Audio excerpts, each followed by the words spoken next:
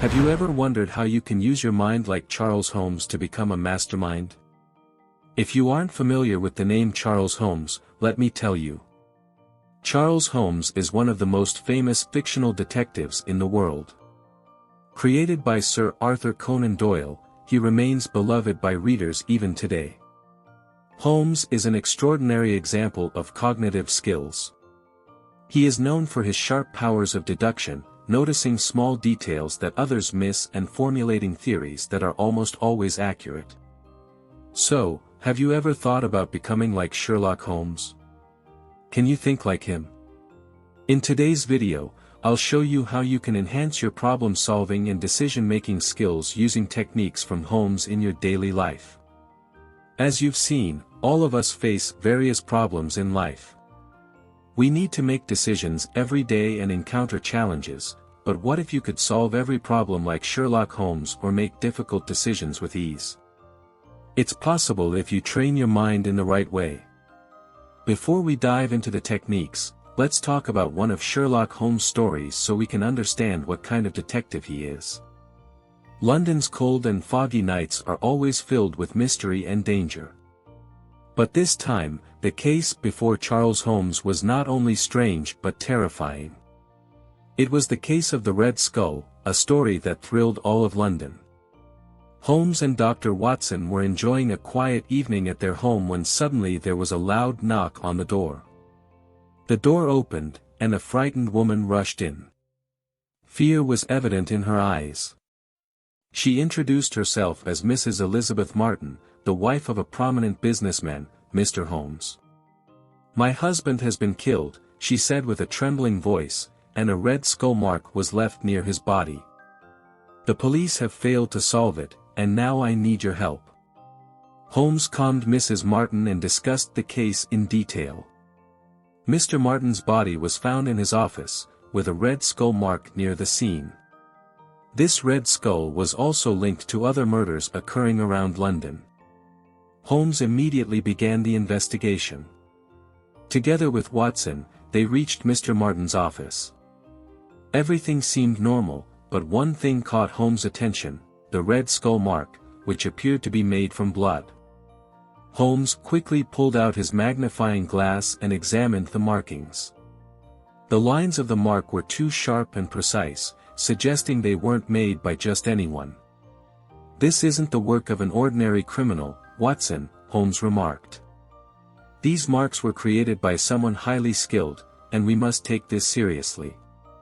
As Holmes dug deeper, he found that the red skull markings were not only present at Mr. Martin's office but also in other areas of London.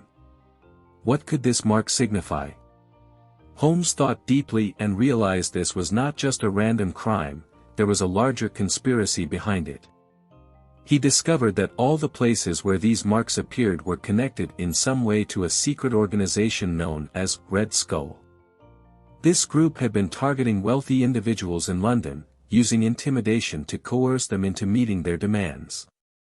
As Holmes pushed the investigation further, he uncovered that this organization was actually a secret alliance of some of London's leading businessmen and politicians. They would leave the Red Skull symbol to threaten and frighten their adversaries. But Martin's murder puzzled Holmes. After all, Martin himself was part of this alliance.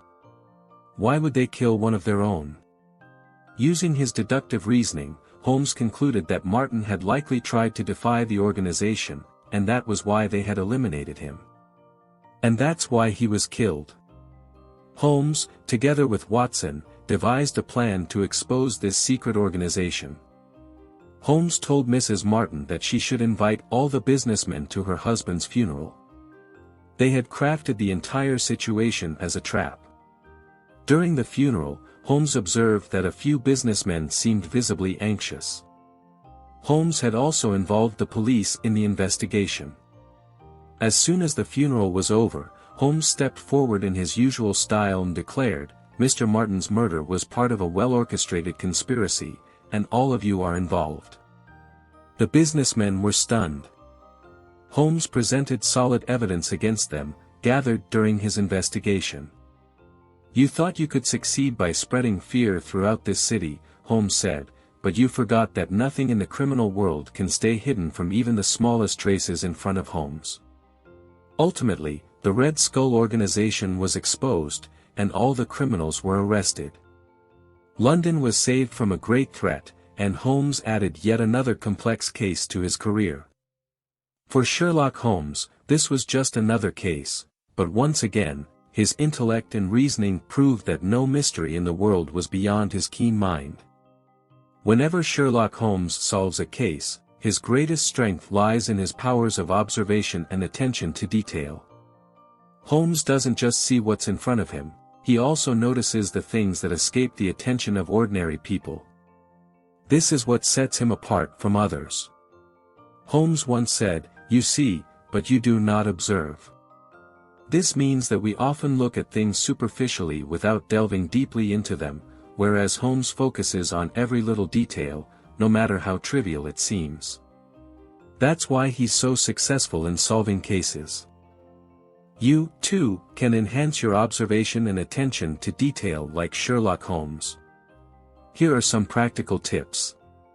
First, whenever you look at a situation or object, try to observe it completely.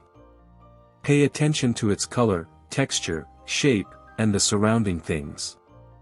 For instance, when you enter a room, take note of the layout and the arrangement of the objects. The second tip is, when you talk to someone, don't just listen to their words, observe their body language, facial expressions, and the way they speak. This will help you better understand their mental state and emotions. The third tip, play games that test your memory and concentration. For example, enter a room and observe the things there. Then, leave the room and write down everything you can remember. This will improve your memory and observation skills. The fourth tip, try to notice the small details in everyday things. For instance, while reading an article, look for grammatical errors or minor inconsistencies. To understand Holmes' power of observation and attention to detail, let's consider an example. Once, Dr. Watson and Sherlock Holmes were sitting in their room. Holmes asked Watson, "How many times have you seen these stairs?"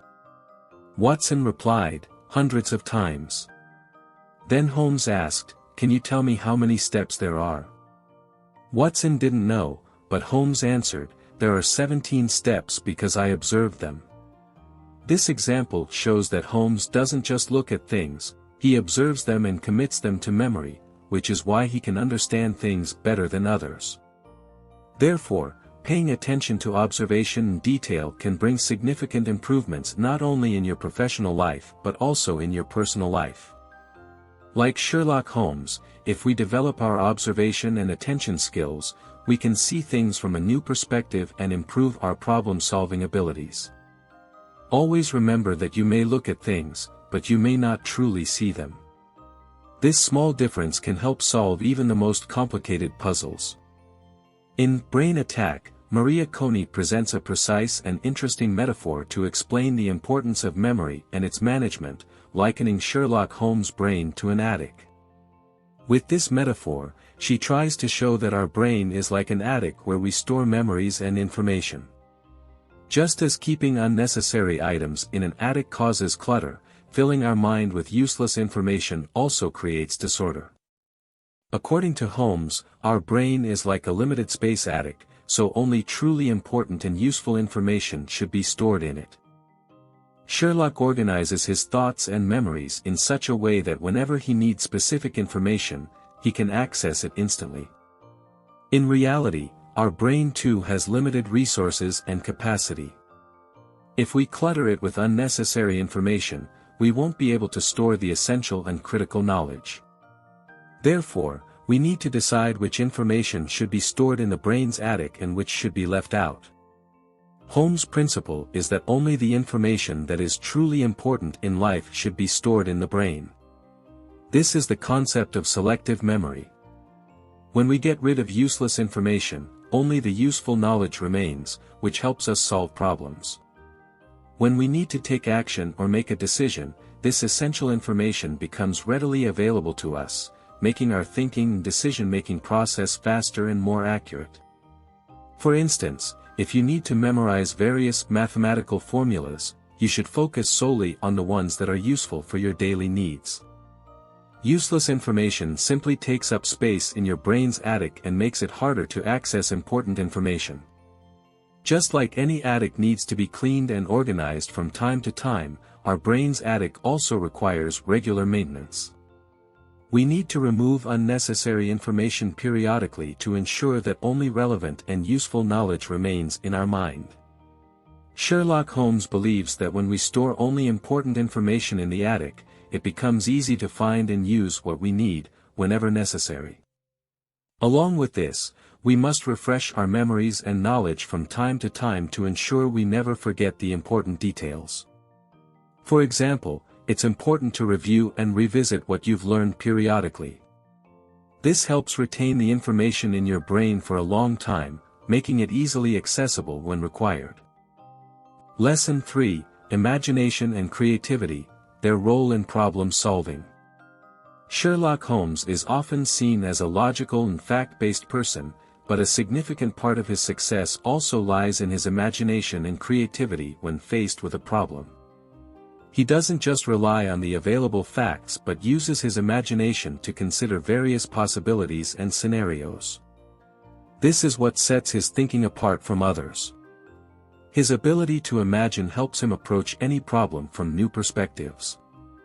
If he only relied on facts, he might have failed in many cases, but his use of imagination allows him to think in every possible direction, aiding him in finding solutions. When we face challenges, we often stick to the familiar paths we know, but like Sherlock, if we use our thinking in new ways, we can reach solutions that go beyond normal reasoning. This means being able to look at a problem from different angles and perspectives. And we can find solutions in new, unique ways. Sherlock often notices aspects that others overlook. He can do this because he uses his imagination to think about possibilities and understands different perspectives. For example, if he is at a crime scene, he doesn't just look at the sequence of events but also imagines what the outcome would have been if things had happened differently. This creative thinking often helps him. Another important technique of Sherlock Holmes is scenario visualization. Whenever he faces a problem, he imagines different possible outcomes in his mind, helping him understand which path is the best, which result is most appropriate, and which outcome can help him achieve his goal. Visualization means that you preemptively imagine various outcomes and then consider which result would be best for you. This process also makes you aware of potential risks and challenges. For example, if you imagine the outcome of a decision, you can already understand its positive and negative aspects, enabling you to make better decisions. Sherlock visualizes different scenarios in his mind, then analyzes those situations and reaches the right conclusion. This not only prevents him from making mistakes but also guides him in the right direction. If you also want to use your creativity and develop visualization skills like Sherlock Holmes, here are some tips. Never stick to just one method for solving a problem. Think from different perspectives and consider new ideas. Mind mapping is one such technique that helps you organize your thoughts and generate new ideas. It allows you to see and compare different options simultaneously. Regularly practice meditation and visualization. This will calm your mind and enhance your imagination. Whenever you face a problem, ask yourself questions like, what would happen if this decision was made, or what would be the outcome if things were done differently? Questions like these lead your mind toward new ideas. Lesson 4: Emotional Control. Whenever Sherlock investigates a case, he sets his emotions aside and focuses entirely on logic and impartiality. This emotional detachment helps him think clearly and objectively so that he can reach the correct conclusion without any personal biases. Emotions have a profound impact on our decision-making process. When we face a problem, emotions like fear, anger, or excitement can cloud our ability to think logically. Sherlock Holmes teaches us that if we learn to control our emotions, we will be better equipped to face any challenge. This emotional control motivates us to keep our thinking clear and objective, reminding us to remain calm and logical when dealing with difficulties. The principle of Stoicism also teaches us to focus on what we can control and not waste time or energy on things we cannot change. This mindset keeps us calm and rational in difficult situations. So, friends, that was our article for today. How did you like this book summary? Let us know in the comments, and thank you for listening until the end.